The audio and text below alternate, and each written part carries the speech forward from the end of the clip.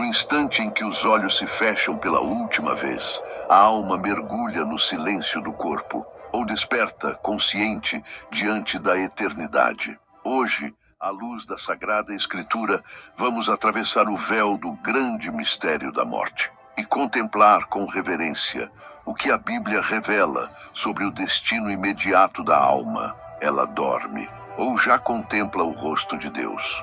Muitos se confundem com essa questão. Já vi irmãos piedosos, aflitos ao pensar no que ocorre após o último suspiro. Por isso, este vídeo foi feito como uma vela acesa na escuridão, para iluminar com clareza e fidelidade bíblica o caminho da alma humana além do túmulo. A palavra de Deus fala sim de uma ressurreição gloriosa. Um dia, os corpos dos que morreram em Cristo serão ressuscitados em glória. Mas isso nos leva a uma pergunta ainda mais urgente. Se o corpo aguarda, o que acontece com a alma agora? Bem-vindo ao canal Histórias do Sagrado. Inscreva-se agora para não perder as próximas revelações. Era noite quando a enfermeira apagou a última luz do quarto. O monitor cardíaco já não marcava nada. O corpo imóvel parecia dormir. Mas será que dormia mesmo? Ou naquele exato momento, algo invisível e eterno se desprendia em silêncio, atravessando o véu que separa o tempo da eternidade? Esse é o ponto onde a razão humana hesita e o coração, se não estiver firmado na palavra, treme. A alma do homem, ao morrer, entra em sono profundo ou desperta para uma nova realidade. O conceito do sono da alma surgiu ao longo da história como uma tentativa de explicar textos bíblicos que falam da morte como dormir. Mas o problema está justamente aí. A metáfora do sono, usada nas Escrituras, não indica inconsciência da alma, mas repouso do corpo. Jesus mesmo disse ao saber da morte de Lázaro: "Nosso amigo Lázaro dorme, mas vou despertá-lo do sono." São João, capítulo 11, versículo 11. Os discípulos pensaram que ele falava do sono natural, mas Jesus se referia à morte física. Ou seja, o corpo repousa, mas a alma permanece viva. A morte, na linguagem sagrada, nunca é aniquilação, é separação. Quando o corpo exala o último fôlego, a alma se separa e segue viva em direção ao que foi preparado desde toda a eternidade. Há quem diga, mas a Bíblia fala que os mortos nada sabem. É verdade. No livro do Eclesiastes lemos: "Os mortos não sabem coisa nenhuma." Eclesiastes capítulo 9, versículo 5. Mas esse versículo precisa ser entendido à luz da revelação progressiva. Nos tempos antigos, o mistério da eternidade ainda estava encoberto. Com Cristo, a luz irrompeu sobre os que jaziam nas trevas. Em Lucas, capítulo 20, versículo 38, Jesus afirma: "Deus não é Deus de mortos, mas de vivos, pois todos vivem para Ele." Todos vivem. Não estão adormecidos no vazio, mas vivos diante do Altíssimo, ainda que o corpo aguarde. Ao longo das Escrituras percebemos esse padrão. O corpo volta ao pó, mas o espírito retorna a Deus, que o deu. Eclesiastes capítulo 12, versículo 7. Não há pausa espiritual. Há retorno, encontro, justiça. A alma que parte deste mundo não flutua no esquecimento, nem repousa inconsciente até o fim dos tempos. Ela entra consciente no início de seu destino eterno e já começa a experimentar aquilo que foi preparado desde o princípio dos tempos: consolação ou separação. Então, por que a Bíblia usa a imagem do sono? Porque aos olhos humanos, a morte se parece com um sono, mas aos olhos do Espírito ela é passagem, é travessia. E para quem morre na graça, é o início da verdadeira vigília. Agora, pense, se a alma já desperta após a morte, então onde ela está enquanto o corpo repousa? Imagine um campo silencioso. Nele, cruzes marcadas pelo tempo. As pedras frias guardam nomes esquecidos, mas o céu ainda sabe cada um. De repente, numa aurora que ainda não vimos, a terra se abre e corpos se levantam, incorruptíveis, glorificados, eternos. Essa é a promessa escondida desde o princípio e revelada aos poucos nas páginas da Escritura: a ressurreição dos mortos. A Bíblia afirma com clareza: os que morreram em Deus não permanecerão para sempre no pó. Haverá um dia em que o espírito se unirá novamente ao corpo, mas não ao corpo decaído. Será um corpo transformado, imortal, resplandecente como o sol do meio-dia. São Paulo escreve com clareza em sua primeira carta aos Coríntios: assim também é a ressurreição dos mortos. Semeia-se o corpo na corrupção e ressuscita-se na incorrupção. Semeia-se no desprezo e ressuscita-se na glória. Semeia-se na fraqueza e ressuscita-se com força. 1 aos Coríntios, capítulo 15, versículos 42 a 43. Veja a imagem. O corpo é semeado como uma semente na terra. Ele se desfaz, mas um dia, pela palavra viva de Deus, ele florescerá em glória, como uma criação nova. Não será mais sujeito à dor, ao cansaço, ao pecado ou à morte.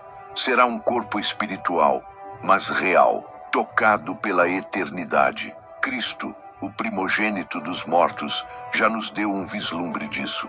Após ressuscitar, ele apareceu aos discípulos, comia, falava, caminhava e ao mesmo tempo passava pelas portas fechadas, ascendia ao céu diante dos olhos humanos, sem deixar de ser corpo. Assim será conosco. Paulo continua: nem todos dormiremos, mas todos seremos transformados num instante, num abrir e fechar de olhos, ao som da última trombeta. Porque a trombeta soará, os mortos ressuscitarão incorruptíveis, e nós seremos transformados. 1 aos Coríntios, capítulo 15, versículos 51 e 52.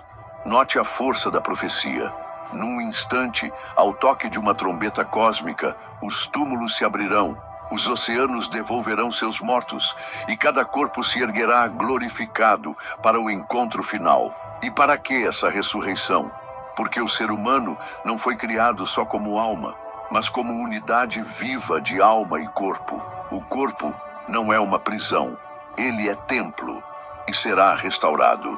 Jesus disse: vem a hora em que todos os que estão nos sepulcros ouvirão a voz do Filho de Deus, e sairão os que fizeram o bem para a ressurreição da vida, e os que praticaram o mal para a ressurreição do juízo. São João, capítulo 5, versículos 28 e 29. Todos ressuscitarão, mas nem todos para a mesma glória. Essa verdade é ao mesmo tempo promessa e alerta. O que fazemos hoje com o nosso corpo, nossas obras, nossos gestos, nossa santidade, será manifestado no dia da ressurreição. O que antes era frágil será forte. O que era perecível será eterno.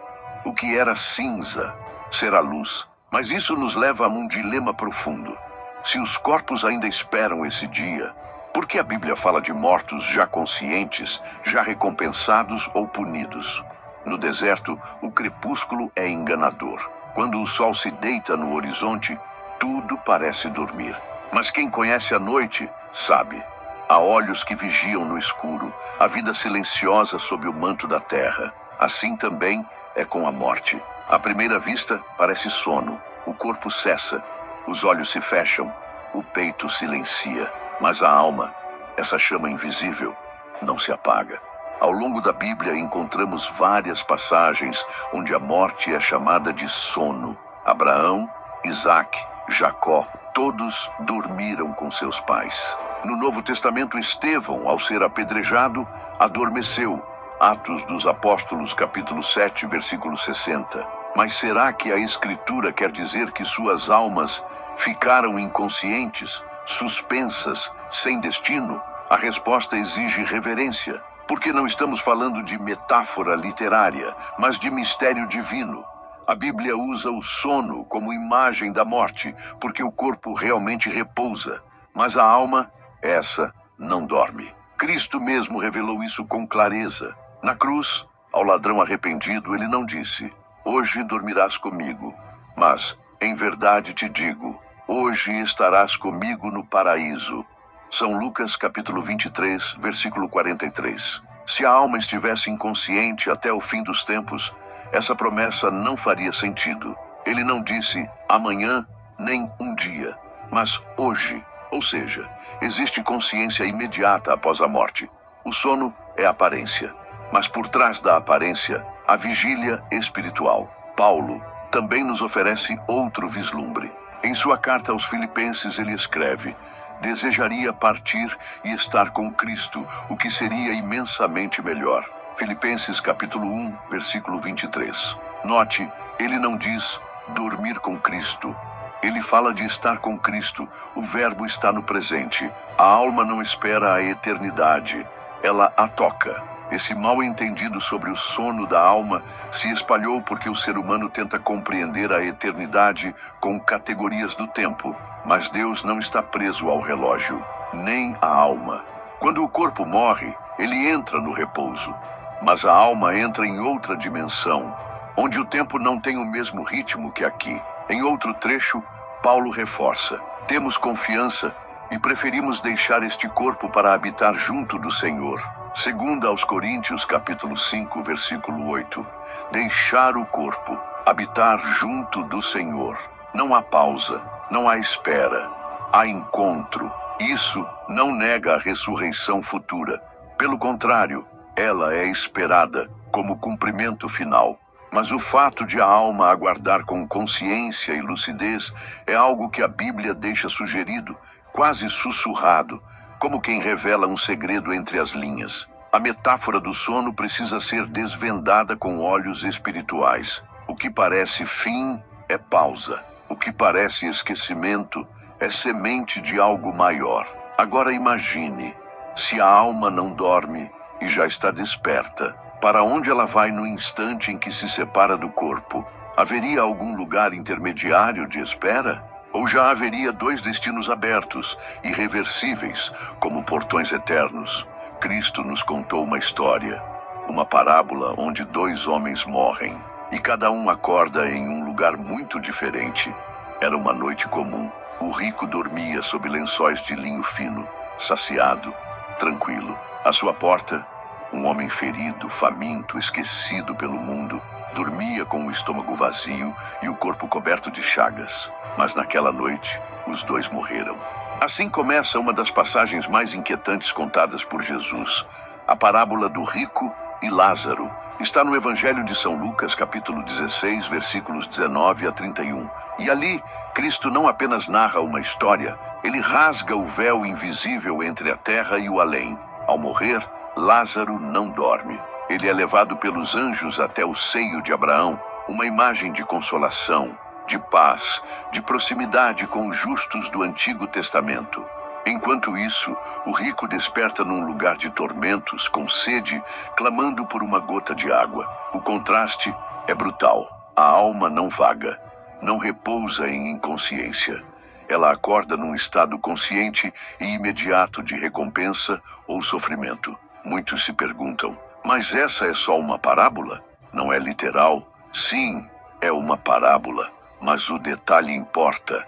É a única em que Jesus dá nome a um dos personagens, Lázaro. Isso não ocorre em nenhuma outra parábola. Além disso, Cristo descreve ações concretas. O rico vê, fala, suplica, recorda seus irmãos ainda vivos.